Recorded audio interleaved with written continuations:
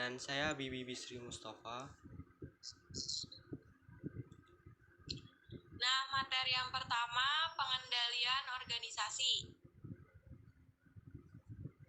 Mengendalikan adalah proses di mana manajer memantau dan mengatur seberapa efisien dan efektif suatu organisasi dan anggotanya melakukan aktivitas yang diperlukan untuk mencapai tujuan organisasi. Nah, seperti yang telah udah dibahas di bab sebelumnya, ketika melakukan perencanaan dan perorganisasian, manajer mengembangkan strategi dan struktur organisasi yang mereka harap akan memungkinkan organisasi menggunakan sumber daya secara paling efektif untuk menciptakan nilai bagi pelanggan. Nah, dalam pengendalian, manajer memantau dan mengevaluasi. Pengendalian organisasi penting dalam menentukan kualitas barang dan jasa, karena memberikan umpan balik kepada manajer mengenai kualitas produk tanpa adanya sistem pengendalian. Nah, manajer tidak akan tahu seberapa baik kinerja organisasinya dan bagaimana kinerjanya dapat ditingkatkan. Sebelum lanjut ke slide selanjutnya, saya mau menjelaskan tentang efisiensi dan efektivitas. Nah, efisiensi dan efektivitas itu adalah dua konsep yang sering dibicarakan dalam manajemen dan bisnis. Nah, perbedaan keduanya tuh yang pertama, efisien. Efisien tuh berkaitan dengan seberapa baik sumber daya yang digunakan untuk mencapai tujuan tertentu. Nah, hal ini tuh berfokus sama cara melakukan sesuatu dengan biaya, waktu, atau upaya serendah mungkin. Nah, dalam konteks bisnis, efisien seringkali diukur dalam hal penggunaan sumber daya seperti uang, waktu, dan tenaga kerja. Nah, sebagai contoh, sebuah perusahaan dianggap efisien jika mereka dapat menghasilkan produk atau layanan dengan biaya produksi yang rendah, atau menggunakan waktu yang minimal untuk menyelesaikan suatu tugas. Nah, yang kedua, efektivitas. Efektivitas itu berkaitan sama seberapa baik suatu tindakan mencapai tujuan atau hasil yang diinginkan. Nah, ini tuh berfokus sama pencapaian tujuan atau hasil yang diinginkan tanpa mempertimbangkan seberapa banyak sumber daya yang udah digunakan. Dalam konteks bisnis, efektivitas itu dapat diukur dengan seberapa baik suatu strategi atau tindakan mampu mencapai tujuan yang telah ditetapkan.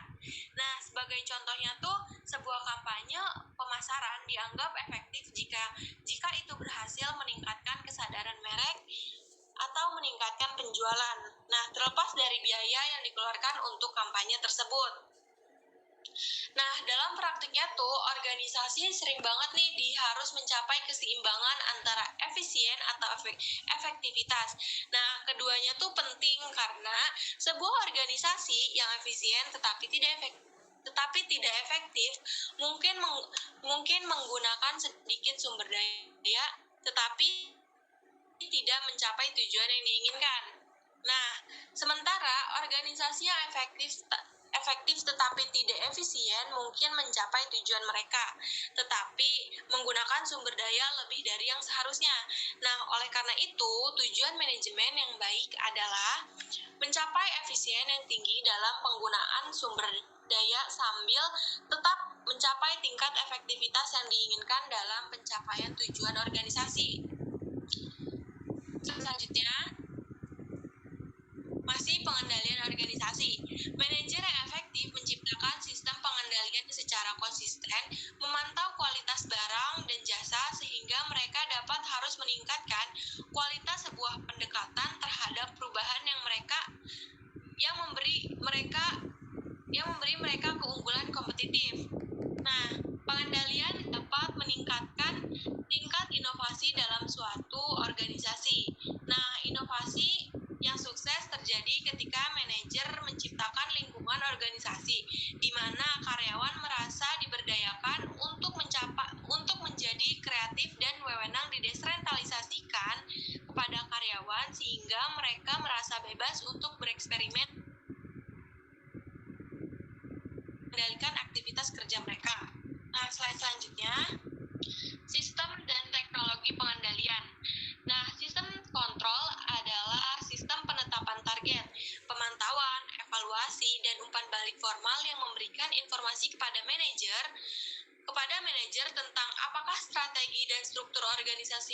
secara efisien dan efektif. Nah, sistem pengendalian yang efektif mengingatkan manajer ketika ada sesuatu yang tidak beres dan memberi mereka waktu untuk merespon peluang dan ancaman. Nah, sistem pengendalian efektif mempunyai 3 karakteristik. Sistem ini tuh cukup fleksibel untuk memungkinkan para manajer memberikan respon seperlunya terhadap kejadian-kejadian tak terduga, memberikan informasi akurat tentang kinerja organisasi, dan memberikan informasi kepada manajer secara tepat waktu karena pengambilan keputusan berdasarkan informasi yang sudah ketinggalan zaman tuh merupakan resep kegagalan. Nah, teknologi telah merevolusi sistem pengendalian karena memfasilitasi aliran informasi yang akurat dan tepat waktu ke atas dan ke bawah hierarki organisasi dan antar fungsi dan divisi. Nah, saat ini karyawan di semua tingkat organisasi secara rutin memasukkan informasi ke dalam sistem atau jaringan informasi perusahaan dan mulai rangkaian peristiwa yang mempengaruhi pengambilan keputusan di beberapa bagian lain dalam organisasi. Slide selanjutnya ada 3 jenis kontrol. Yang pertama, umpan balik kontrol atau mengantisipasi masalah sebelum hal itu terjadi. Nah, penjelasannya tuh, kontrol umpan balik pengendalian yang memberikan informasi kepada manajer tentang reaksi pelanggan terhadap barang dan jasa sehingga tindakan perbaikan dapat diambil jika diperlukan. Nah, yang kedua tuh bersamaan kontrol atau menangani masalah saat hal itu terjadi. Kontrol bersamaan pengendalian yang memberikan umpan balik langsung kepada manajer mengenai seberapa efisien input diubah menjadi output sehingga manajer dapat memperbaiki masalah yang muncul. Nah, yang ketiga ada masukan kontrol atau menangani masalah setelah mereka muncul. Nah, masukan kontrol ini tuh jenis kontrol yang dilakukan setelah tindakan atau kegiatan dilakukan. Hal itu melibatkan proses mengevaluasi hasil kinerja yang telah terjadi dan membandingkan dengan kinerja dan tujuan yang telah ditetapkan. Dari evaluasi ini dilakukan langkah-langkah perbaikan atau koreksi untuk mengatasi masalah yang muncul atau ketidaksesuaian dengan tujuan. Slide selanjutnya ada proses pengendalian. Nah, proses pengendalian baik pada tahap input, konversi, atau output dapat dipecah menjadi 4 langkah. Nah, langkah yang pertama tuh, dalam proses pengendalian, manajer memutuskan standar kinerja sasaran atau target yang akan mereka gunakan di masa depan untuk mengevaluasi kinerja seluruh organisasi atau sebagian darinya, seperti divisi, fungsi, atau organisasi atau individu. Nah, di tingkat perusahaan, standar kinerja yang mengukur efisiensi adalah biaya operasional, biaya aktual yang terkait dengan produksi barang dan jasa, termasuk semua biaya yang terkait dengan karyawan. Nah, langkah selanjutnya dalam proses pengendalian adalah mengukur kinerja aktual. Nah, dalam praktiknya, manajer tuh dapat mengukur atau mengevaluasi 2 hal. Yang pertama, aktual keluaran yang dihasilkan dari perilaku anggotanya. Nah, yang kedua, perilaku diri mereka sendiri. Karena itu istilahnya kontrol keluaran dan pengendalian perilaku digunakan dalam bab ini. Nah, pada langkah selanjutnya, manajer mengevaluasi apakah dan sejauh mana sih kinerja menyimpang dari standar kinerja yang dipilih pada langkah pertama. Nah, jika kinerja lebih tinggi dari yang diharapkan, manajer mungkin memutuskan bahwa mereka menetapkan standar kinerja terlalu rendah dan mungkin menaikkannya pada periode berikutnya menjadi menantang karyawan mereka. Nah, namun jika kinerja terlalu rendah dan standar tidak tercapai, atau jika standar ditetapkan terlalu tinggi sehingga karyawan tidak dapat mencapainya, manajer harus memutuskan apakah akan mengambil tindakan perbaikan. Nah, langkah terakhir dalam proses pengendalian adalah mengevaluasi hasil dan menetapkan perubahan sebagaimana mestinya. Apakah standar kinerja telah dipenuhi atau tidak? Manajer dapat belajar banyak dalam langkah ini.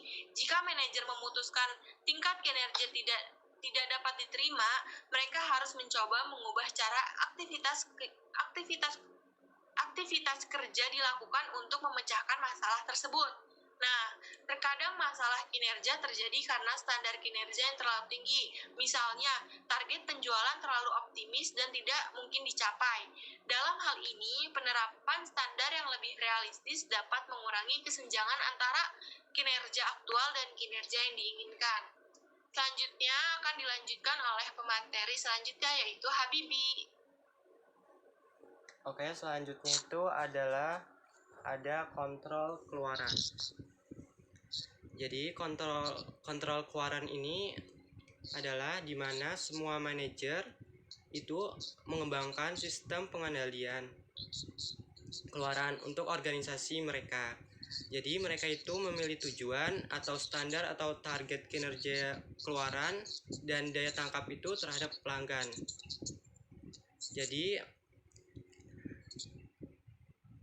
Jadi kinerja keluaran itu menurut mereka paling baik dalam mengukur efisiensi, kualitas, inovasi, dan daya tanggap terhadap pelanggan.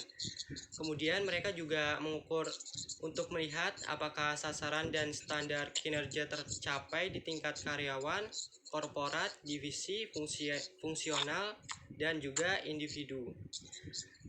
Di dalam kontrol keluaran ini ada 3 mekanisme. Yang pertama itu ada ukuran keuangan, ada tujuan organisasi, dan juga ada anggaran operasional.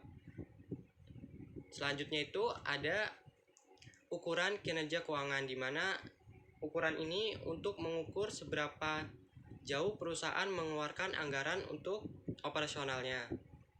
Jadi yang pertama itu ada rasio keuntungan, yang dimana rasio keuntungan itu adalah mengukur seberapa efisiensi manajer itu menggunakan sumber daya untuk menghasilkan keuntungan gitu.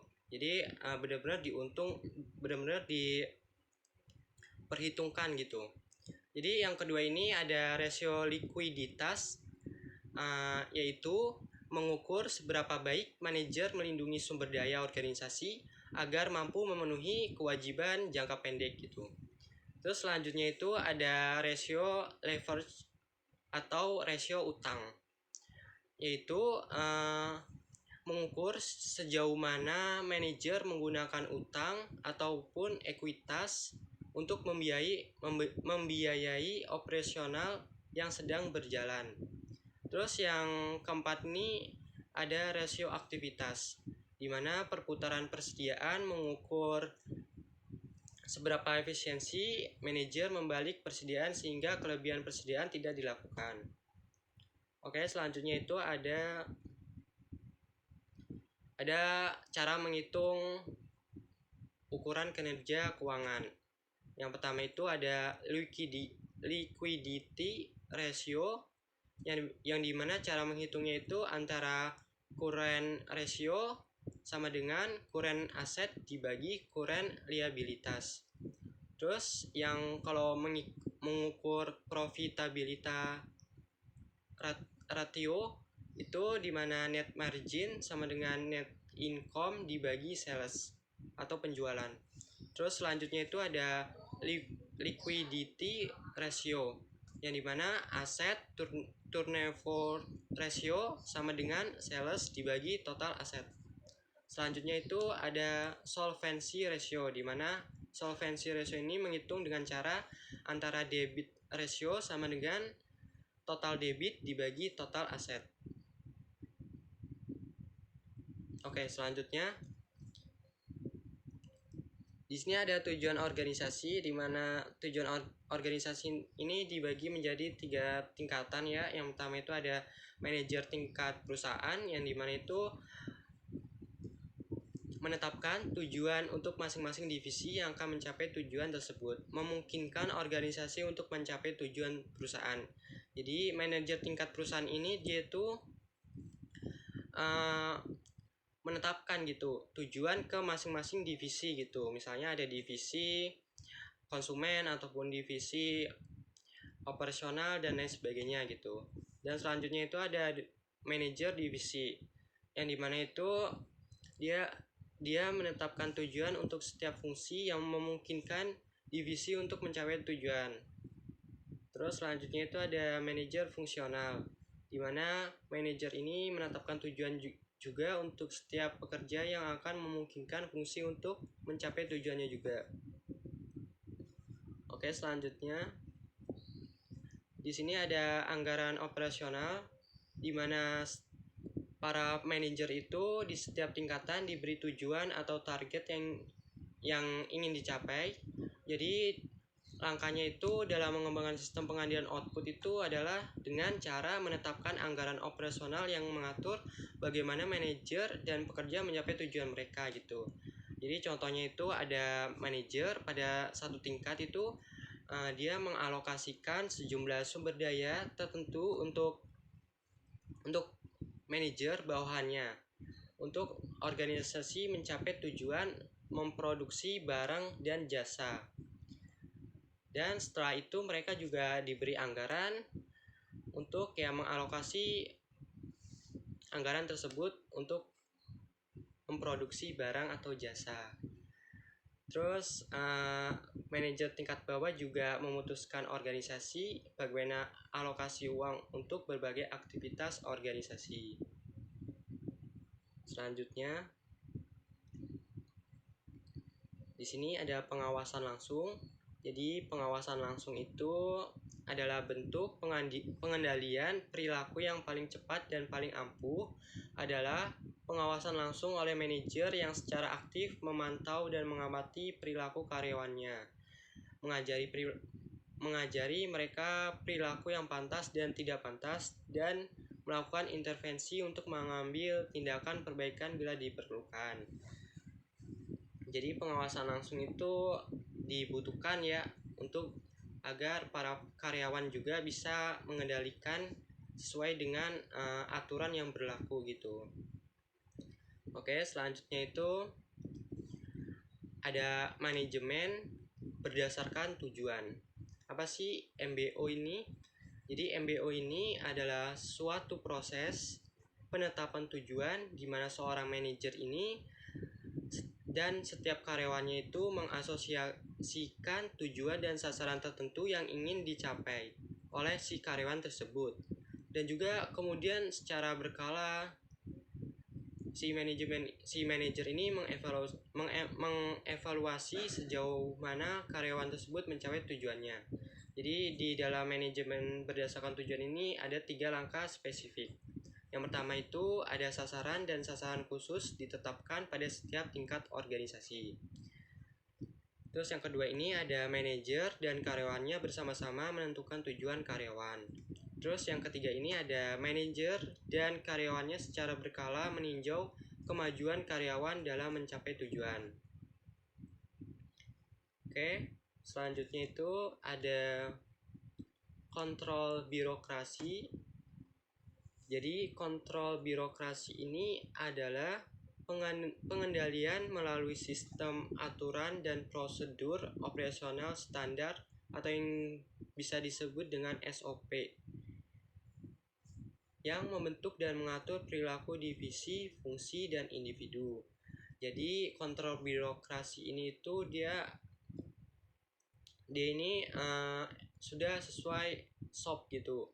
Jadi nggak bisa di luar SOP tersebut gitu. Jadi harus memenuhi SOP yang ada di perusahaan tersebut gitu. Contohnya itu ada seorang pekerja menemukan cara baru untuk memasang pipa knalpot yang memperbanyak langkah proses perakitan dan juga meningkatkan efisiensi. Jadi si manajer ini menstandarisasi prosedur ini menjadi aturan. Karena pemasangan pipa knalpot pada mobil dilakukan sesuai dengan tata cara. Jadi jika semua pekerja mengikuti aturan ini, setiap mobil akan keluar dari jalur perakitan dengan pipa knalpot terpasang dengan benar, sehingga tidak perlu memeriksa di akhir jalur. Ya, jadi nggak perlu meriksa lagi gitu, karena sudah sesuai SOP gitu. Oke, selanjutnya itu di sini masalah dengan kontrol birokrasi itu, peraturan cenderung menambah birokrasi itu menetapkan peraturan lebih mudah daripada menghapusnya, menyebabkan organisasi menjadi terlalu birokratis yang memperlambat pengambilan keputusan dan reaksi terhadap perubahan. Hal ini membahayakan kelangsungan hidup organisasi jika muncul pesaing yang tangkas. Jadi dampak negatif kontrol birokrasi ini adalah jadi terlalu banyak standarisasi. Maksudnya itu aturan yang membatasi si perilaku atau karyawan dapat membuat karyawan berhenti berpikir sendiri gitu. Jadi nggak kreatif gitu. Jadi ya harus sesuai dengan SOP yang sudah berlaku gitu. Jadi nggak bisa keluar dari SOP tersebut gitu. Terus yang kedua ini ada mengurangi pembelajaran dan inovasi. Jadi organisasi berkembang dengan ide-ide baru yang tidak muncul dan prosedur standar, dan membutuhkan manajer yang berkomitmen untuk menemukan cara baru dalam melakukan sesuatu. Itu adalah dua masalah dengan kontrol birokrasi. Oke, selanjutnya ini ada control clan. Perusahaan adalah suatu sistem kontrol yang berbasis pada budaya organisasi yang memungkinkan anggota organisasi untuk mengikuti norma dan nilai yang ditetapkan. Jadi dalam konteks organisasi itu, control clan itu fungsinya itu adalah suatu sistem yang mengarahkan perilaku anggota itu harus mencapai tujuan organisasi gitu. Contohnya ini ada perusahaan sepatu yaitu Nike. Jadi Nike ini memiliki budaya kerja yang sangat kuat gitu ya, yang dimana karyawannya diharapkan untuk memiliki semangat, bakat, dan tenaga kerja yang termotivasi gitu. Jadi Nike juga memiliki kebijakan yang memungkinkan karyawan untuk memiliki jam kerja yang fleksibel dan fasilitas yang memungkinkan karyawan untuk memiliki kesehatan mental yang baik. Jadi kontrol klien ini benar-benar kayak mendukung ataupun mensupport karyawannya gitu, sehingga menjadikan perusahaan ini menjadi perusahaan yang menetapkan kontrol klien ini terbaik gitu. Oke, selanjutnya yang akan dibacakan oleh Inas.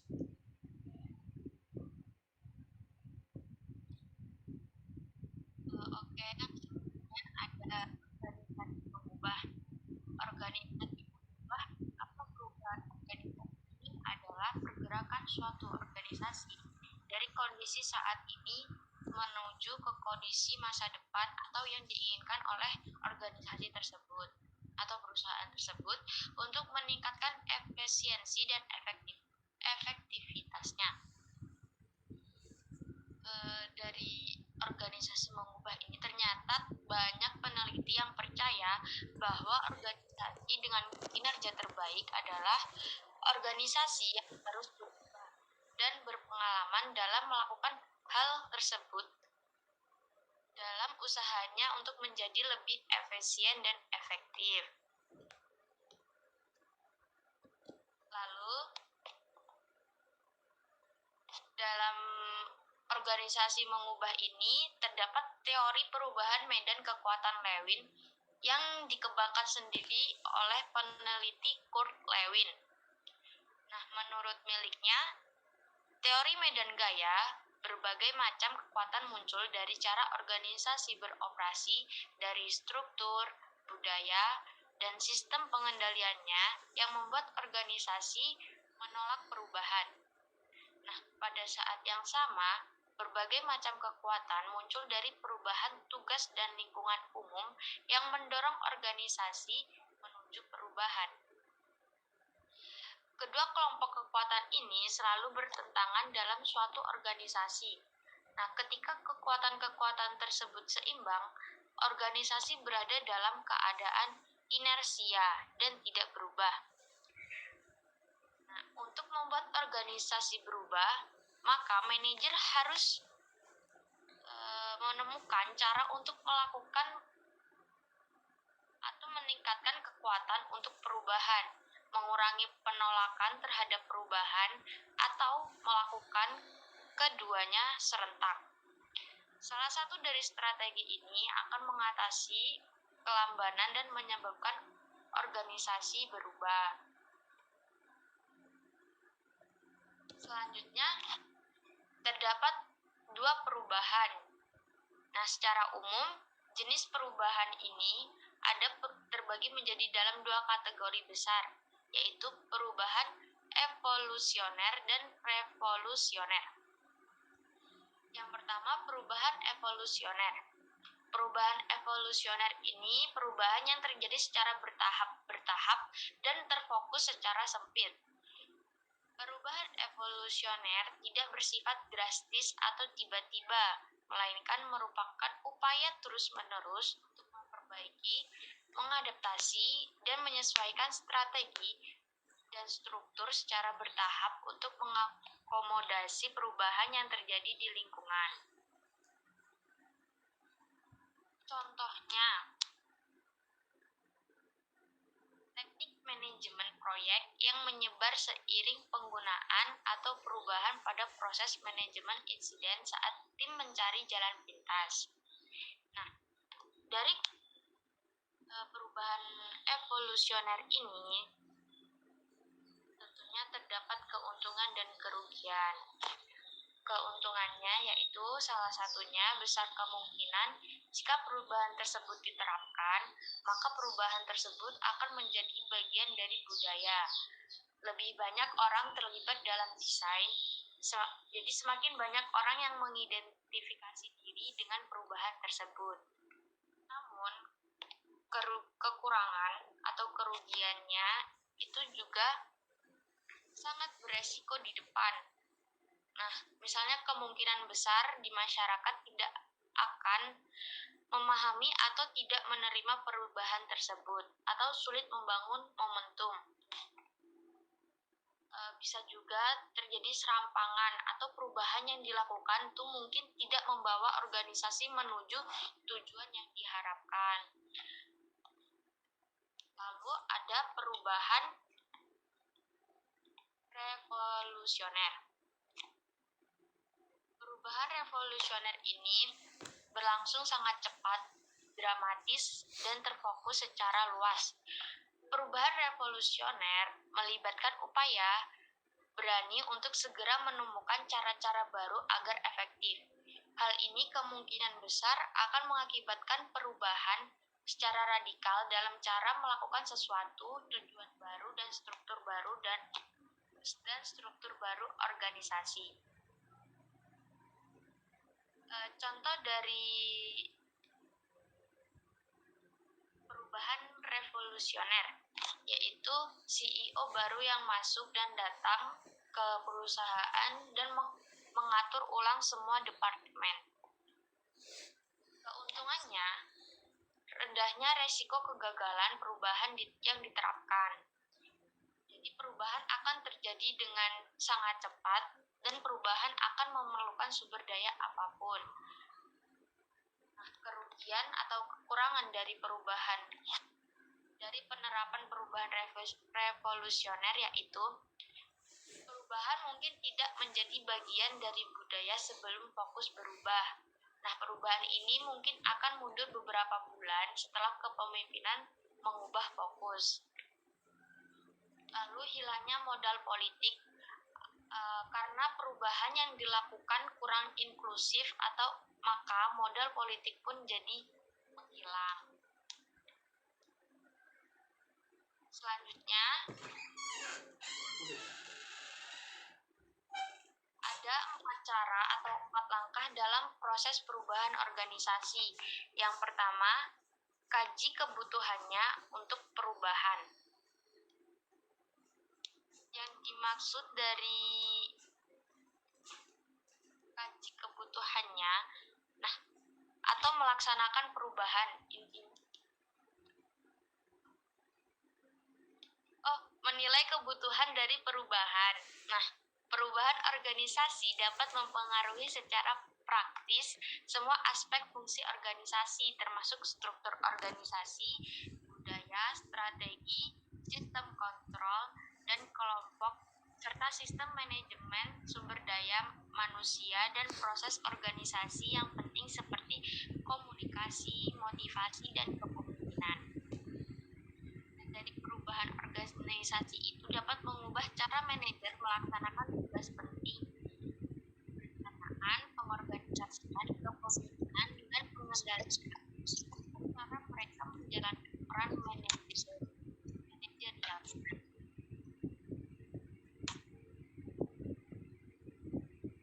Lalu yang kedua ada mempercepat perubahan yang harus dilakukan.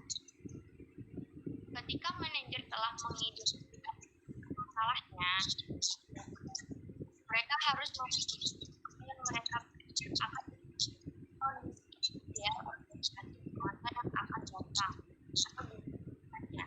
Dengan kata lain, mereka harus memastikan mereka ingin organisasi berada di masa depan, barang atau data apa yang harus dilakukan. Terus strategi tingkat bisnisnya, bagaimana struktur yang harus diubah, dan seterusnya. Nah, pada langkah ini, manajer juga harus merencanakan bagaimana mencapai kondisi ideal. Lalu langkah ketiga, menerapkan perubahan. Nah, melaksanakan perubahan, nah, manajer menerapkan yaitu mengenalkan dan mengelola perubahan dari bawah ke atas. Perubahan dari atas ke bawah dengan cepat. Manajer puncak mengidentifikasi kebutuhan akan perubahan, kemudian apa yang harus dilakukan, dan kemudian bergerak cepat untuk menerapkan perubahan tersebut ke seluruh organisasi. Misalnya, manajer puncak memutuskan menstrukturasi dan memperhatikan organisasi, dan kemudian memberikan tujuan yang ingin dicapai oleh manajer. Dengan perubahan dari atas ke bawah, adalah pada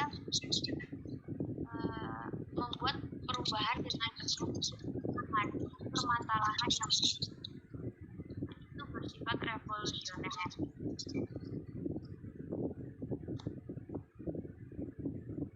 Lalu langkah yang keempat ada evaluasi perubahan. Nah, mengevaluasi perubahan atau langkah terakhir ini dalam perubahan adalah beberapa sukses upaya meningkatkan kinerja organisasi dengan menggunakan perubahan besar untuk kemampuan ilmuwan untuk berinovasi dalam contohnya seperti obat-obatan baru dan produksinya.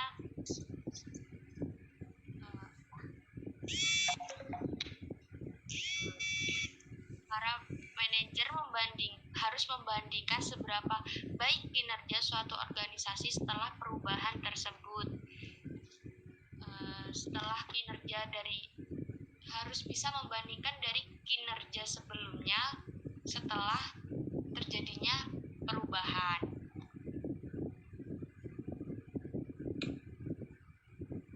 Udah. Sekian dari kelompok kami, kurang lebihnya mohon maaf. Wassalamualaikum warahmatullahi wabarakatuh. Waalaikumsalam. Terima kasih.